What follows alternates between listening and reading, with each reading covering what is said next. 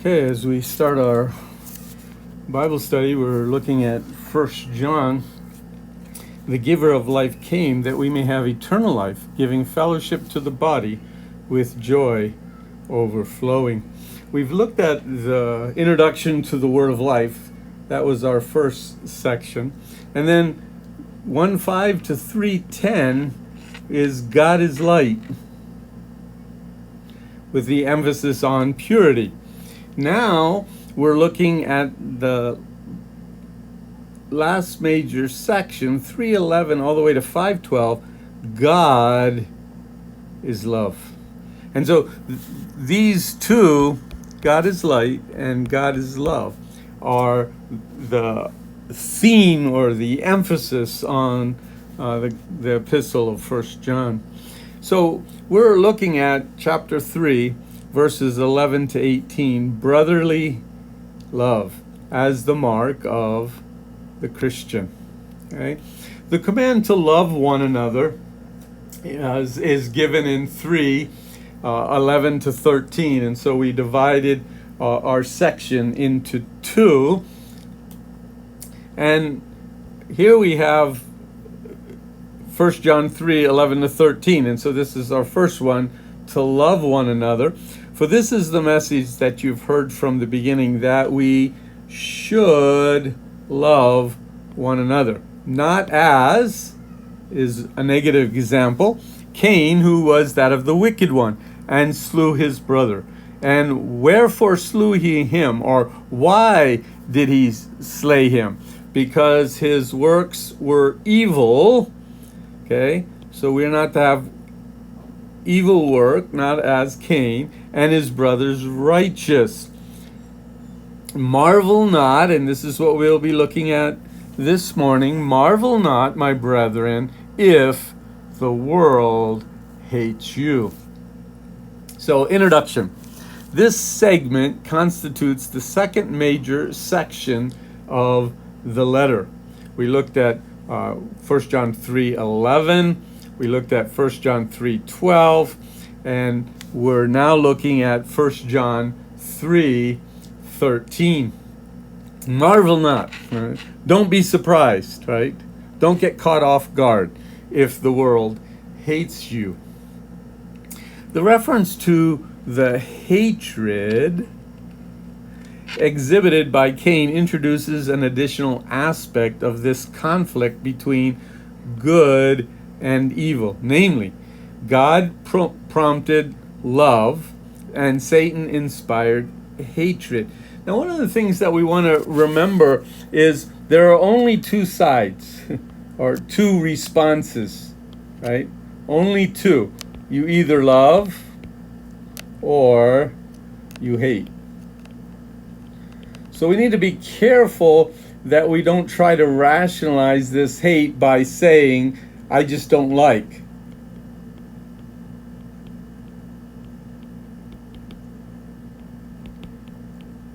Because hate in our passage is the idea of not liking. All right? So you either love, and we'll define love as we move along, or you hate. You don't have, and I don't have, another choice.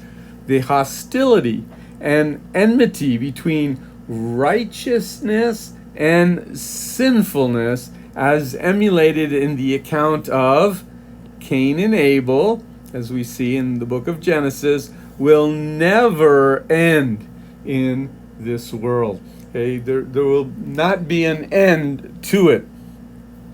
Hatred continues to be the reaction of the world towards the children of God. John uses the word world as he did in 2:15. Remember, love not the world, neither the things in the world, indicating that evil as an organized system in opposition to God and under the control of the devil. And so it's important for us to see how he's still using a duality, right? We have love versus hate, And then here we have God versus the devil. So it's really the same. If you belong to God, you express his love. If you belong to the devil, you express his hatred. The thought present in this verse has already been in the mind at verse 12. John has already been thinking about what is love, and he mentions, even the one who's not doing righteousness, even the one who doesn't love his brother, and then it emphasizes the importance of loving. All right, so here, with reference to the inerrant opposition, which was exemplified by Cain and his brother Abel, of wickedness to goodness. Okay, so Cain was filled with hate, and Abel, his works were righteous.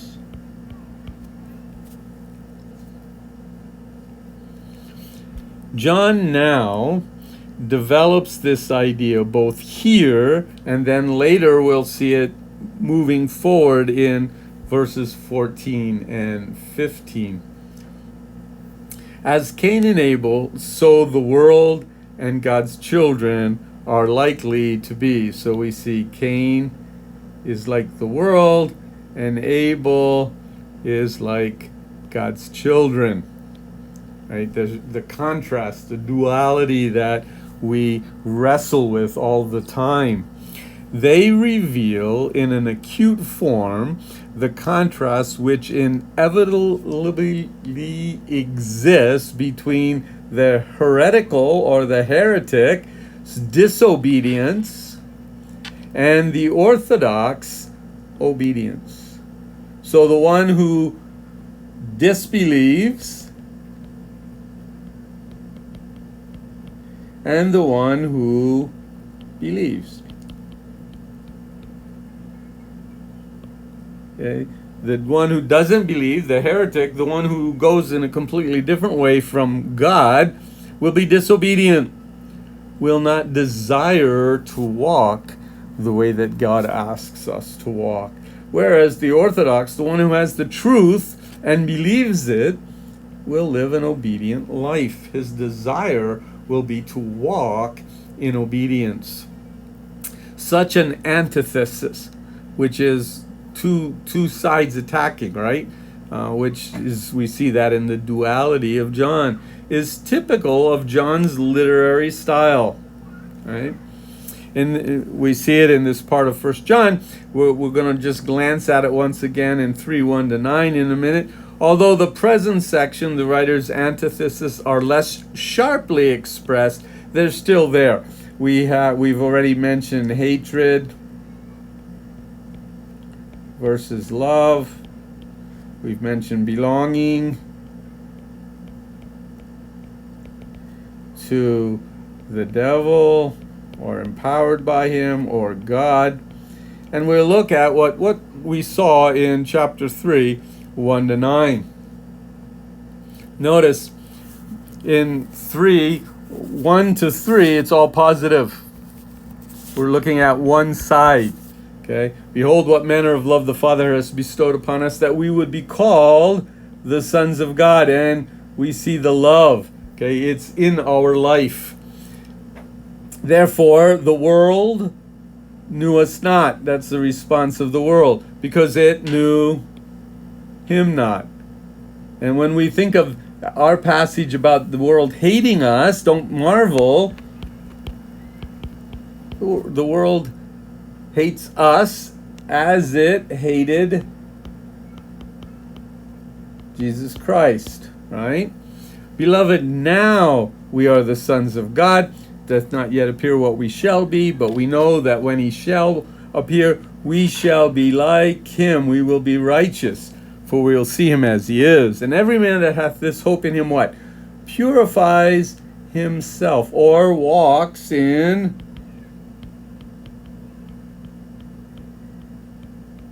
righteousness.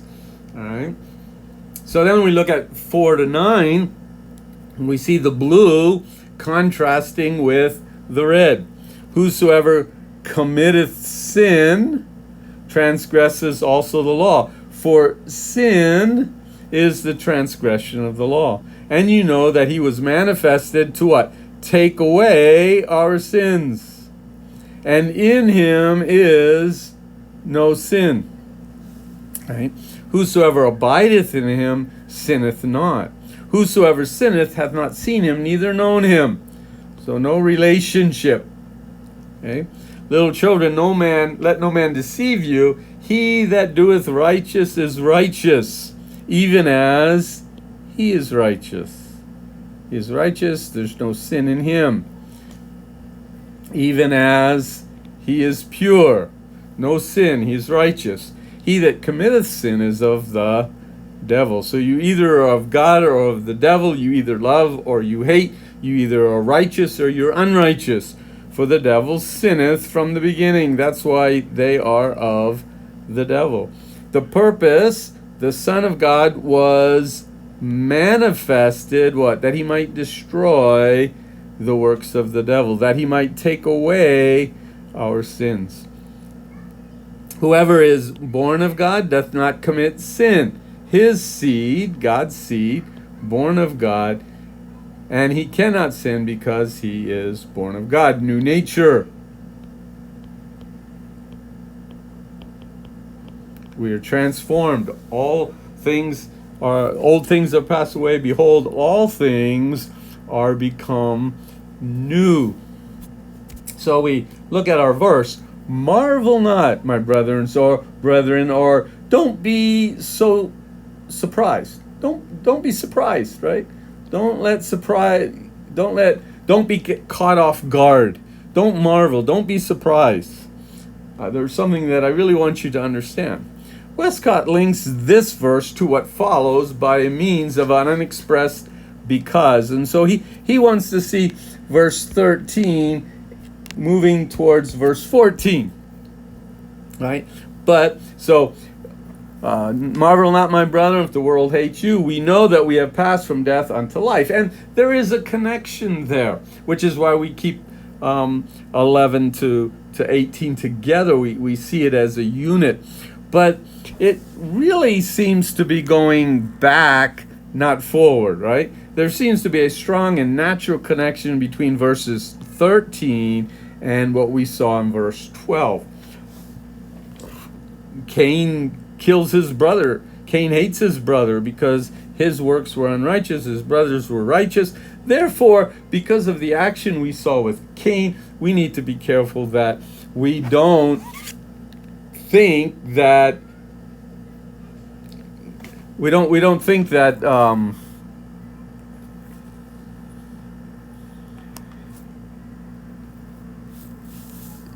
even as Cain hated his brother and killed him, we are going to see the same thing in our life as we walk in this world. People will dislike us because we belong to God, because of that relationship. Now, it doesn't mean that every day people are going to be upset, but it does mean the closer we walk with God, the more we are going to offend other people. There seems to be that strong connection there, right? Because his own works were evil and his brother's righteous, therefore don't marvel. Cain killed his brother because his works were evil, his brothers were righteous. Therefore, don't marvel if people like Cain, the world, hate you. Don't want to have a strong relationship with you. Don't want to walk with you because you're showing them what true righteousness is. Very interesting, when you are with unbelievers and they're doing something that really isn't right, they will always want to include you.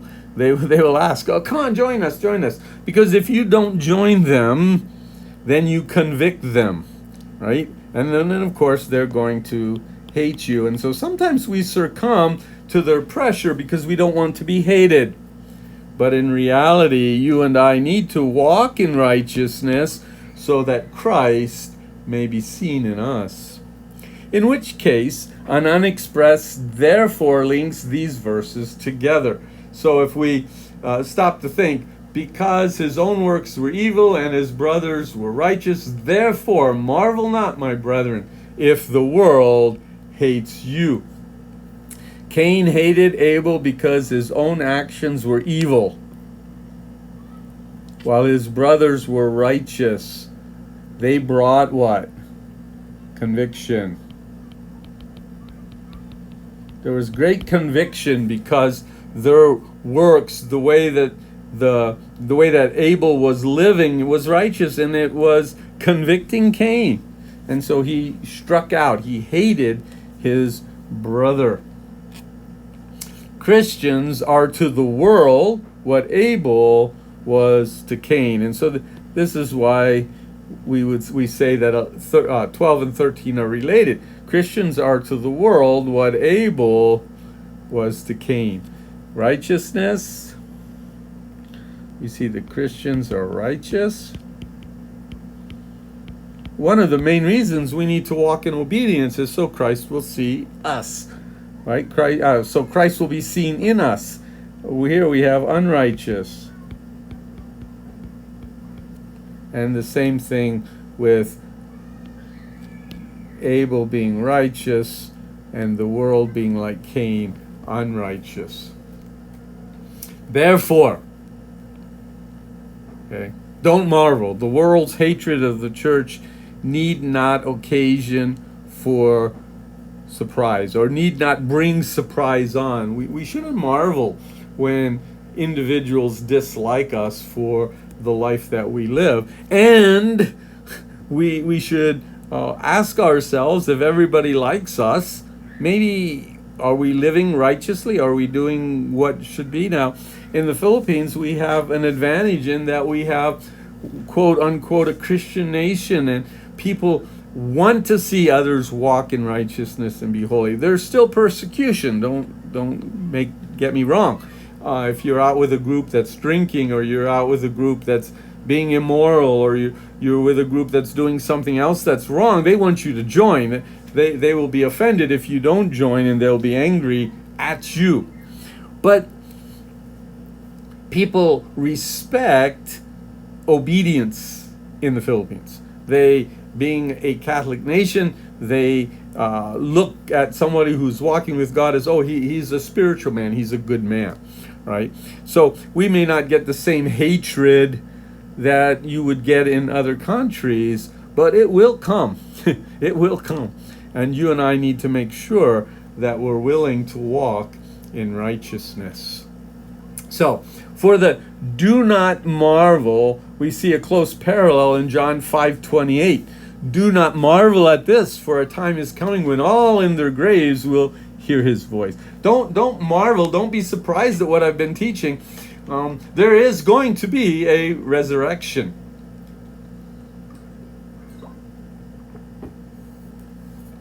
And one should not be caught off guard. Right? It is coming. Don't marvel. The imperative construction of the verb to marvel with not occurs also in John 3:7.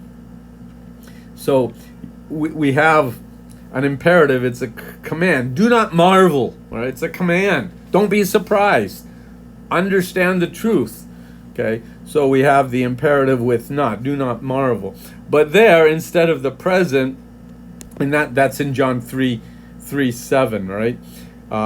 But there, instead of the present, the aorist subjunctive is used. So in John 3:7, marvel not that I say unto thee, you must be born again. This is him talking to Nicodemus. Marvel not that I say unto thee. But he's using the aorist, all right? And probably showing where he was. Nicodemus was marveling. He was at that point very confused, right?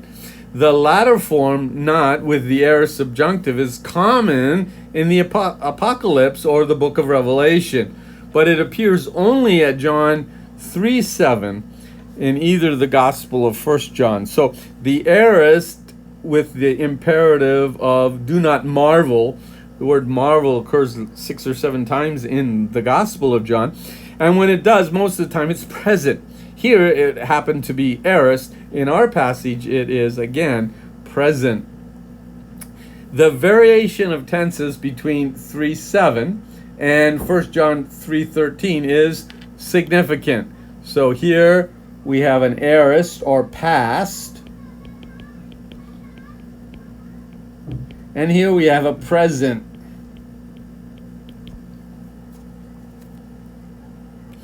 Okay. The use of the aorist indicates a specific reaction of surprise on the part of Nicodemus to demand for rebirth issued by Jesus. He was confused. He was surprised. It didn't make sense. He was shocked, right? And so the emphasis there is that reaction of surprise. When it's in the present, where the present imperative is used, the thought is of a continuous and abiding response. So here we're being told a story, and at that point Nicodemus was surprised. Marvel not that I have told you this. Don't be surprised. Stop being surprised. Whereas when the present verse, in our present verse, the present form is emphasizing continuous and abiding. In other words, you and I should never, right? We should always be aware that hatred will come our way when we walk in obedience. It's the word on the part of the world in opposition to the church. So we have that hatred we need to be aware of. Now, we don't get this just from the present and just from the aorist, but those verbs help us within the context to see what the author is saying. In the one, he's saying, at that point, Jesus said to Nicodemus, don't marvel, don't be surprised. And then he explains why. And so he was emphasizing that point of shock that Nicodemus had. But for the Christian, he's saying, don't ever marvel. Today you might not marvel, but 3 weeks down the road you might question, why is this happening to me? And what the author is saying is, don't marvel. It will happen, and one needs to be aware of that truth. Okay, so the verb marvel occurs only at this point in any of Johannine letters. In other words, 1st, 2nd, 3rd John, it only occurs one time. Whereas in the gospel it occurs a number of times, which is understanding as the gospel is much larger and Jesus is constantly trying to get the attention of the people and telling them not to be surprised about this. Hey, the term brother is clearly prompted by the reference to brotherly love, which is characteristic of this section.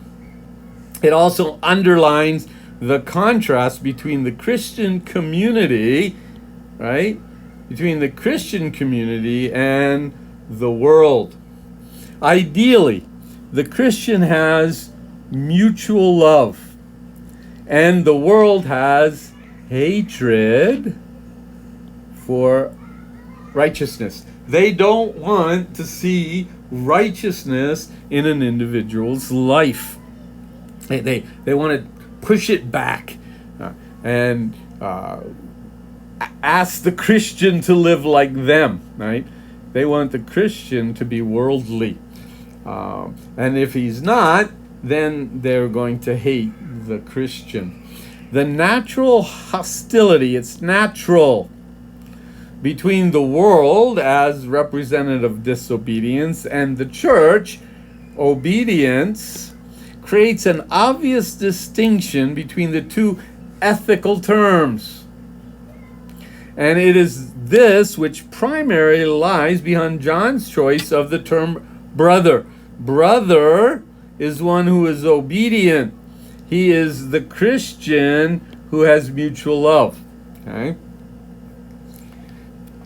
He uses it to describe his congregation. And it should describe you and I. All believers are brothers who should not be shocked when the world does not like us or hates us. If the world hate you, Okay, if the world hate you, or that the world hates you. John urges his readers not to be surprised by the world's hatred. The imperative construction of the verb to wonder or marvel with the negative, do not marvel, may assume an action that is already in the process of occurring. Maybe they are already marveling and they're afraid, and why is this happening to me? What's taking place? Some of John's readers are surprised by the hostile attitude. But in reality, they shouldn't be, right? Because we see that in the Gospel of John. The construction of do not marvel, do not be surprised with the if gives an ambivalent meaning to the word which follows. The present can signify if the world hates you or that the world hates you. But the context combined with the present tense of the world hates you already suggests that John is here describing a present fact and not a future possibility. The apostle calls upon these believers to stop marveling at the hatred being displayed, because the hate of the world was an ever-present reality. So the Christian's response must be one in which there is no surprise. Now, I just want to emphasize something, and we'll see it a little bit more as we go on. But the word if, some people want to, like we see here, use that the world hates you, or don't marvel that, or since. And the idea can be there if that's what the context allows. But when you change it from if to that, you change it from a dialogue where I say something and then you think about it and you answer, to me, I say something and you don't respond. If I say that the world hates you, then you just say, yeah, the world hates me, right? But if I say if, then you have to ask the question, am I being hated?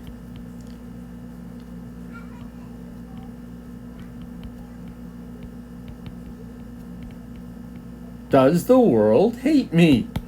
And the answer, if we're walking in obedience, will be yes. It doesn't like the way I'm living, especially when they're living in the wrong. So the if makes you a partner in the communication. If we just say that or since, it's not there. I think that's why the author uses the word if. Don't be shocked. It is going to happen. Right? We say it's first class. It's taking place within the context. And within the context, we know, because of what we see with Cain and Abel, that's what is happening. Such hatred was shown towards Jesus, and he promised this to his followers as inevitable. Response from non-Christians, right? They're going to hate us for where we stand. Smalley, one of the commentaries we've been using, warns the children of God must be prepared for the enmity or the hatred of the world. For the fact is that those who belong to the world recognize neither God nor those who belong to God. And that needs to be understood. Do not marvel, not exactly the comfort to his readers, but rather to bring about the antithesis. Clearly, Neander says, it must not surprise Christians if they are hated by the world. This is to them the stamp of divine life. If those who are not righteous do not like you, that means they're seeing God in you and you're walking in obedience, in the possession of which they form the contrast to the world.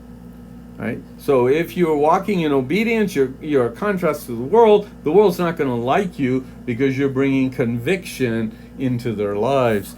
The use of the strong verb to hate underscores the fundamental opposition which exists between believers and the world. Love, hate, believer, world, unrighteous, righteous. A community hostile towards God and therefore towards his people. That has to be, right?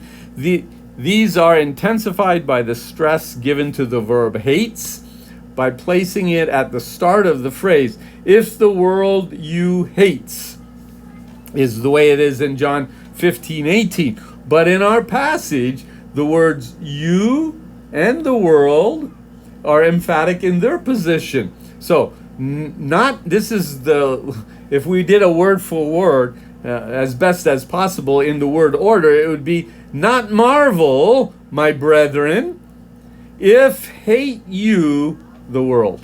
Okay? If hate you the world, or if the world hates you. And so we can see that the emphasis, of course, would be don't marvel, and then understanding, hey, this hate is going to take place. Right? You are to the world what Abel is to Cain. The mention of the world's hatred may be taken as reference to the literal persecution of the Christian community during the first century. But because verse 17 shows that hatred in John's mind consists as much of the absence of love. And so here, the real contrast is between hatred and love. Okay? There may be literal persecution, but often it's just the hatred that is there, and that's boiling over. Okay? Thus, the writer concludes that the child of God who is required to renounce sin and be obedient to the love command must be prepared for the enmity of the world. You and I must know that it's there, okay? For the fact is that those who belong to the world recognize neither God nor those who belong to him. Therefore the world knoweth us not. Why? Because it knew him not. If people don't have a relationship with God, we can expect them not to know and understand us. The Father's children are, as a result, likely to be hated by the disobedient, since the spiritual condition of the world is death, whereas God's children share his gift of eternal life. And as we move forward, that's what we'll be looking at. And so as we come to a close, let us be aware that when I am walking in obedience, right, not holier than thou, but just walking in obedience with the right relationship to God, there will be some that will be offended. But never mind. Be faithful to God.